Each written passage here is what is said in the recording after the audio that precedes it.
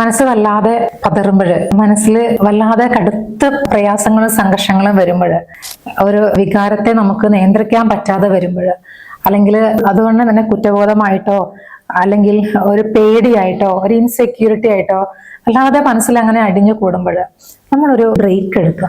എപ്പോഴും നമ്മൾ എന്താണ് ചെയ്യുന്നത്, ചില ആളുകൾക്ക് കിച്ചണിൽ അവരവരുടെ ജോലി ചെയ്യുമ്പോഴായിരിക്കാം, ചില ആളുകൾക്ക് ഓഫീസിൽ വർക്ക് ചെയ്യുമ്പോഴായിരിക്കാം, അല്ലെങ്കിൽ ചില ആളുകൾക്ക് ഉറങ്ങുന്നതിന് മുമ്പായിരിക്കാം. അല്ലാതെ സംഘർഷത്തിലേക്ക് പോകുന്ന സമയത്ത് ജസ്റ്റ് ഡീപ്പായിട്ടൊരു 3 തവണ ബ്രീത്ത് ചെയ്യുക.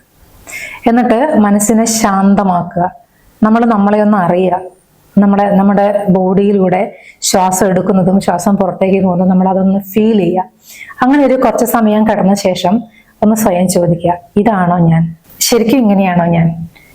അപ്പൊ നമുക്കവിടെ ഒരു വോയിസ് വരും നമ്മുടെ ഉള്ളിൽ നിന്ന്. എന്താ വേണ്ടത്, അല്ലെങ്കിൽ ഫ്യൂച്ചറിൽ ഞാൻ എന്താ ചെയ്യേണ്ടത്?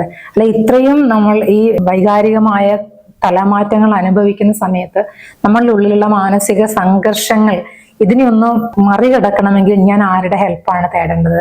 ഞാൻ ആരുടെ അടുത്താണ് എന്നെയൊന്നും ഞാൻ ഓപ്പൺ ചെയ്ത് സംസാരിക്കേണ്ടത്? ആ തരത്തിലേക്കൊക്കെ നമ്മുടെ ചിന്ത പോകും. കാരണം നമ്മൾക്കൊരിക്കലും നമ്മുടെ വൈകാരിക ഭാവങ്ങളിൽ ഉണ്ടാവുന്ന ഭാവതലങ്ങളിലേക്ക് നമുക്ക് സ്വന്തമായിട്ട് യാത്ര ചെയ്യാൻ പറ്റില്ല. അതിന് ഒരാളുടെ ഹെൽപ്പ് ഉണ്ടായേ പറ്റുള്ളൂ.